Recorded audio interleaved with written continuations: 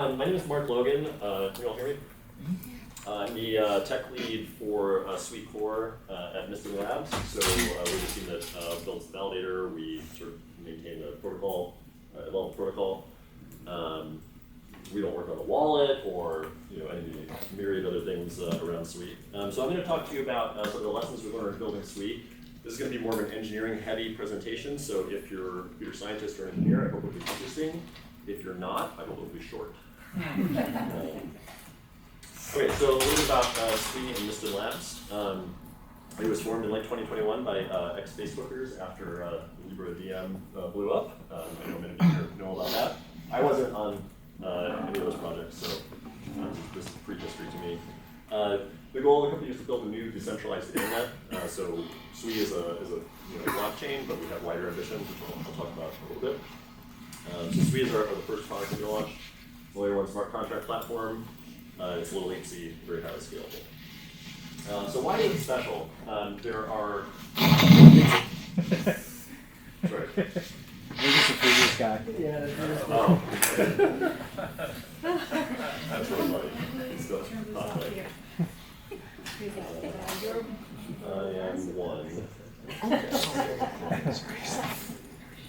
Okay, there we go. All right. All right, so Suite is, there's four things I'll highlight on Suite that are kind of special, I think. One is it's object-based. At a very high level, you can kind of think of this as like rich UTXOs. So user state lives in, or all state in the platform lives in objects which are owned by users, but they're not just, there are coins, there are coin balances, but it's everything else as well. We have a smart contract layer called Move, which was developed at Facebook by Sam Blackshear, our CTO right now, and it's pretty special. It basically it prevents a lot of the dumb contract bugs that you might be worried about, mainly through the use of linear types. So if you have a balance and Move, it's a linear type. You can't copy it, you can't drop it. It has to flow through your contract and go somewhere. So you basically can't have any kind of conservation bug or minting bug in contracts that you write.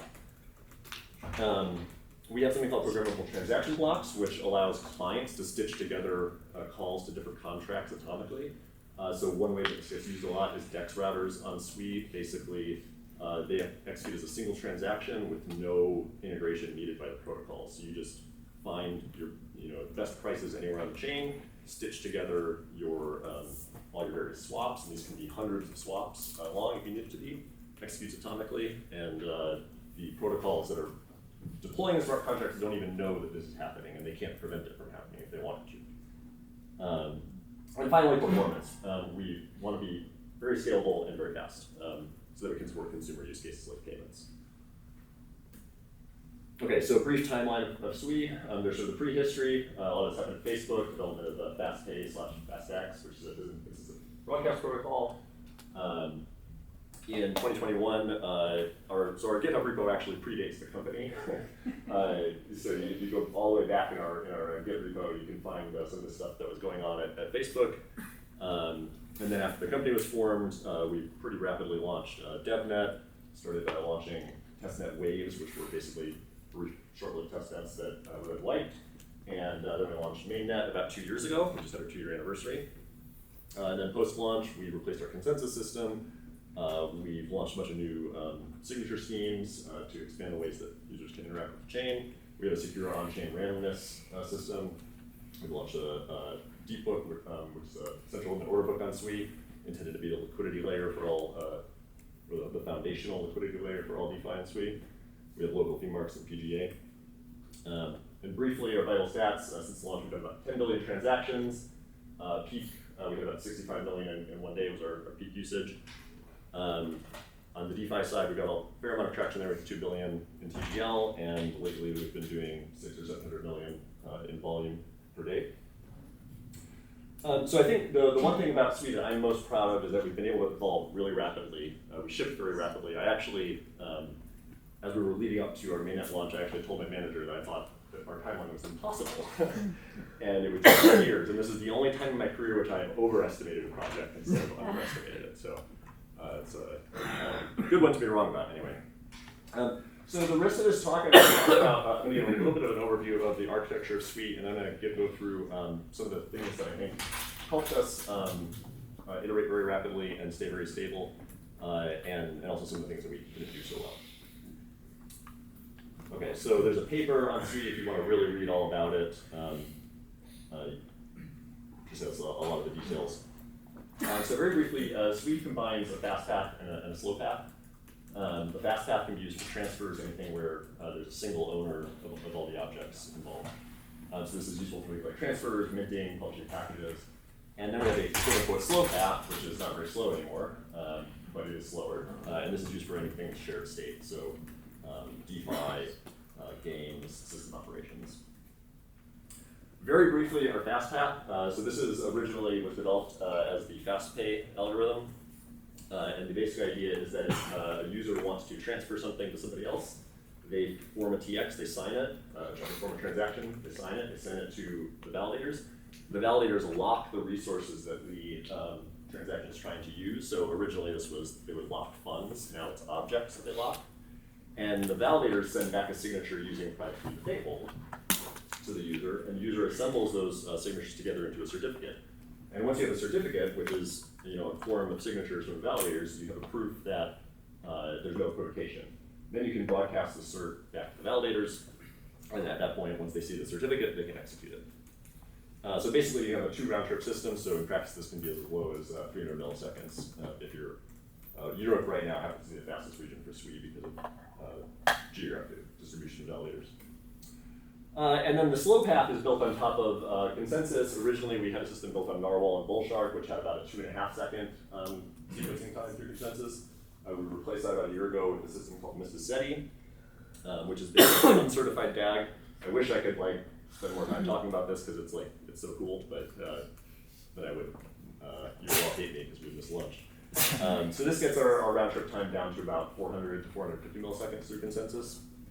So like I said, the slow path is not much slower than fast path these days. Very briefly, the architecture of Suite, the validator itself, is built for very high throughput. So we have a couple of sort of currently single-threaded components like consensus, the consensus commit handler. Execution itself happens across as many cores as the validator has. Eventually, we will be able to scale this to multiple machines and have execution happening on a rack of machines if we need to. One of the interesting things about Suite that allows us to do this is that we decouple scheduling from execution. So transaction scheduling happens on the consensus thread, and that is just assigning versions to transactions, saying this transaction is going to read this version of the object. Then when they execute, they can execute on different cores. And the result of all this is we have global sub-second settlement, basically anywhere on Earth. Well, that's not quite true. If you're in Australia, you're probably not getting sub-second. But major regions, we have Asia, Europe, and US on here, we're able to get, even for consensus path, we're able to get sub-second latency. Okay, so that's Suite in a nutshell, and the rest of the talk, I'm going to go through 5 tips for blockchain engineers. These are things that I think helped us build Suite very quickly and evolve it really rapidly. And these are not all things that we obeyed. So some of these are retrospective, and it'll be obvious which ones. Okay, my first tip, and this is a little nebulous, but I think it's really important, is when you're building systems like this, build solid-state systems. So we're all familiar with old hard drives, or maybe some people here aren't. But, so solid-state hard drives with no moving parts. If you drop it, there's no head that crashes into the disk. Solid-state systems are generally more reliable, and I think software can be thought of as solid-state versus moving parts systems as well. A moving part is just something that can go wrong, quote unquote, in practice. In some fields, malloc is a moving part. If you're designing avionics software, you cannot allocate dynamic memory because that can fail, right? On blockchains, we're not quite that strict, okay? But you have all these things that, and some of these are unavoidable, but you want to minimize them, right? So RFCs, timeouts, if you have non-idempotent operations where you can crash, restart, and restart an operation and something different happens, this can kind of be thought of as a moving part. And really what you want to get to is a world where you have as close as possible to just transformations on input. So I'll go through a case study here where we started out not doing this tip. So this is our first checkpoint system. I'm not going to explain how this really worked, but the basic idea was that you had, we wanted to avoid using consensus as much as possible to preserve scalability. So we had all this crap, basically. We had a gossip network where validators would send transactions back and forth to make sure that nobody was missing any transactions. And you had causal completion in case you got a transaction and you didn't have some of the dependencies. And then all of this went into this sort of state machine that was driven through consensus, where validators would try to submit chunks of transactions to consensus and then build these trees. I never even understood anything about how the system worked. I wasn't working on it. It seemed impossibly complex, hence the question marks here. And so there were just all these moving parts in the system that just, we couldn't get it working. And so we replaced it with a much simpler system. We had to bite a bullet. We had to say, we're going to send all certificates through consensus, even the ones that are on the fast path. So the fast path transactions, they can execute without going through consensus, but they still have to go through consensus before they can make it into a checkpoint. A checkpoint, by the way, is like a block on Sweet. It's a little different because our blocks happen after execution instead of before. That's the deal with most blockchains. So it basically removes all the components from the previous slide. You don't have to worry about calls of completion because everything will just eventually appear in consensus. So you can just wait for things to show up if you need to. And checkpoint construction essentially becomes a simple transformation of a pure function. It takes a list of transactions and it produces a checkpoint. And so this removed all that complexity. So I guess, am I really just saying make things simple? I suppose so. But I think the way to look for these opportunities to make things simpler is to look for things that seem like they can fail in practice. And you get to a system eventually where you have a critical component, which is consensus. It can fail, but as long as it's working, you get this data out of it, and you know that it's progress, and that makes systems much more reliable. Okay. Tip number 2, don't underestimate client-side complexity. I think when you're building a layer 1 network, you get very wrapped up in, oh, the protocol, the validator is going to be too complex, we have to keep it as simple as possible. It can actually be a mistake to make things too simple in the core. One of the supposed advantages of our FastPath algorithm was that it pushed some of the complexity of the system onto the client and said, okay, you're the client, you're in charge of forming certificates. We don't have to worry about you. Just eventually you form the certificate and you send it to us. Problem is that clients are hard to observe, hard to debug, they can have stale state, and you can end up in a really bad situation. So on the left here, you don't need to read this, it's not important. On the left, this is a brief section from the original Sweet white paper, which sort of described how this Byzantine consistent broadcast protocol works. It sounds very simple. I described it in like 30 seconds, right? This is the code, this is the client-side code that implements this system. And I ran out of space. It would probably go to about here if I had put the whole thing on. And this has been the worst piece of code in the entire system. There are bugs in here that we essentially can't fix without creating other bugs. And it's very, very bad. Like I would never have predicted that it would get this bad. And it did, because when you have things on the client, there's so many edge cases that you're then forcing the client to handle. And my tip basically here is that it can be worth taking on a little bit more complexity in the core in order to keep the client simple, even though I think sometimes people really want to go in the opposite direction. My tip number 3, this is maybe kind of obvious. You need to have a really good strategy for correctness. Now, when I made this slide, I did not know that I would be going after a formal verification proponent. And I have nothing against formal verification, but I think in practical terms for very large systems, it can be difficult to do.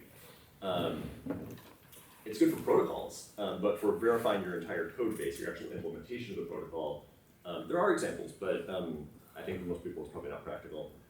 So we use a system called deterministic simulation testing. I'm going to talk a little bit about how it works, even though this might be kind of off topic for a blockchain conference, but I think it's kind of interesting. It's a very effective system despite being completely unprincipled. It's literally just randomness, basically. So here's the problem with testing things the regular way. So here's a very simplified example of a test we might write in Sweet. Create a cluster, create a client, send a transaction, it worked, okay? the problem with this kind of test is that the only thing it shows is that your code can work.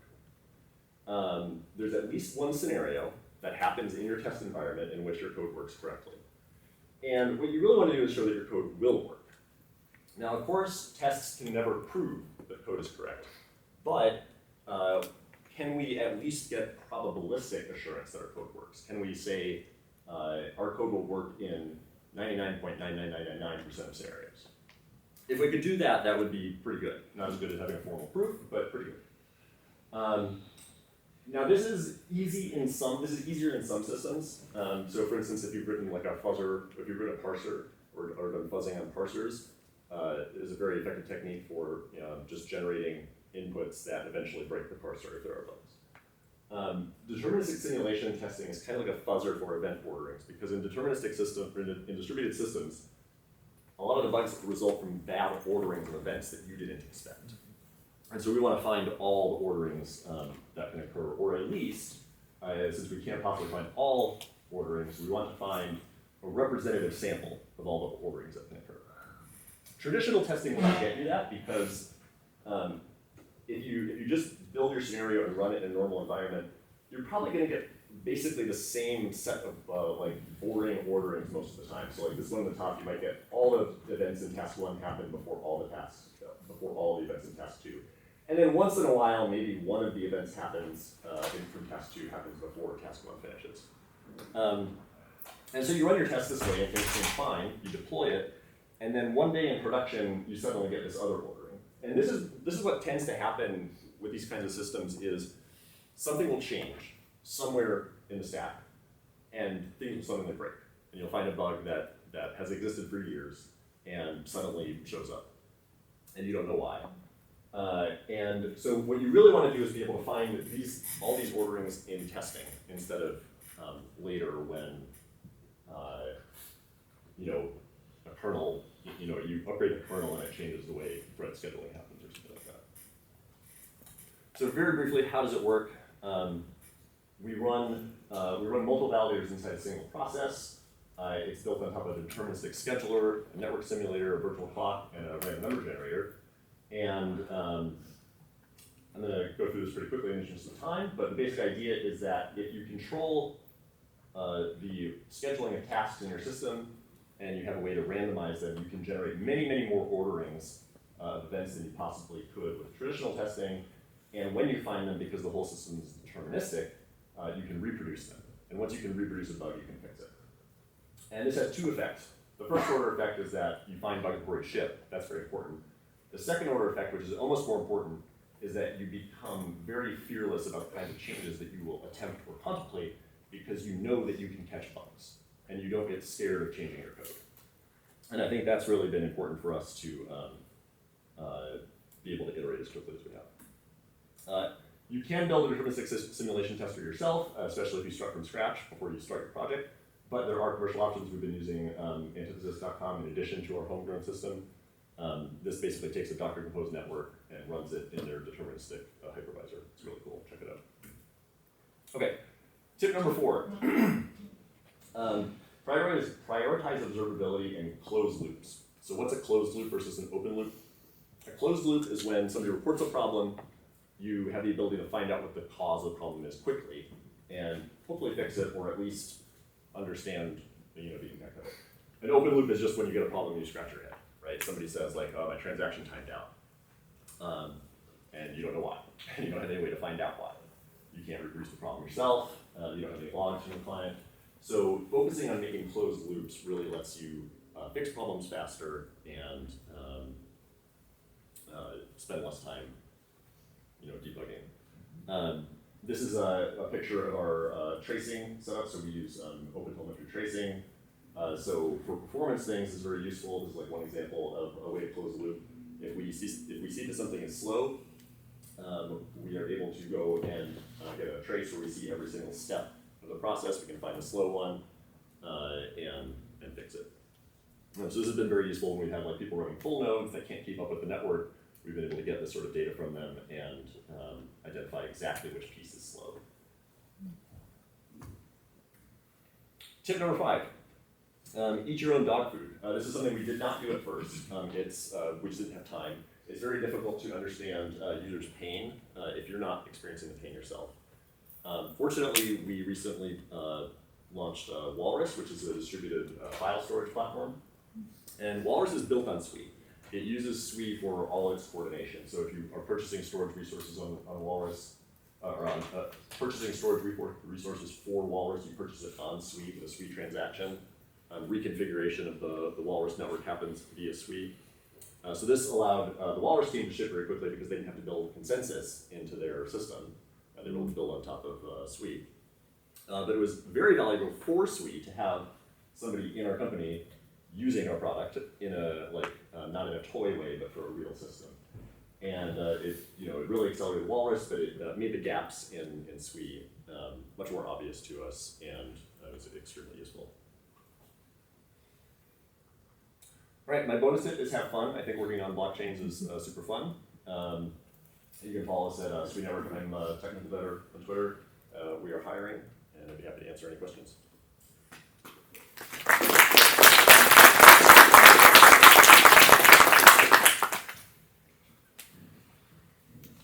Yeah. So when you're doing your deterministic simulation testing, do you have like a smart way to get feedback and do power scheduling on different orderings of events? I think it's pretty clear that with a certain number of events, you have a combinatorial explosion. You can't feasibly explore all of them. So certainly there's probably smart ways to determine what should have more attention than others, or do you just?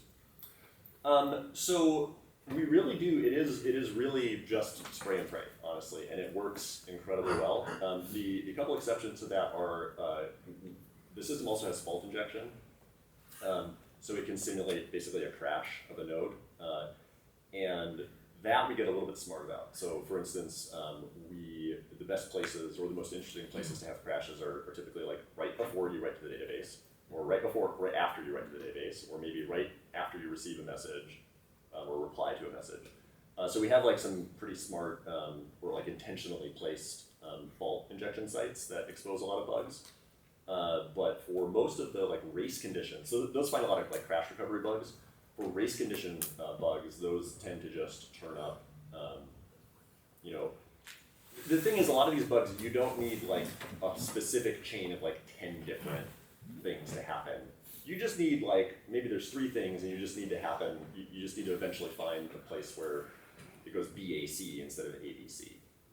So yeah, it's not principled, but it works in practice. Like we have very, very few bugs that make it to production with this. Yeah. So let's do the last one. So for your testing, how do you accurately model Byzantine system? Sure. So we do not focus as much on Byzantine testing right now.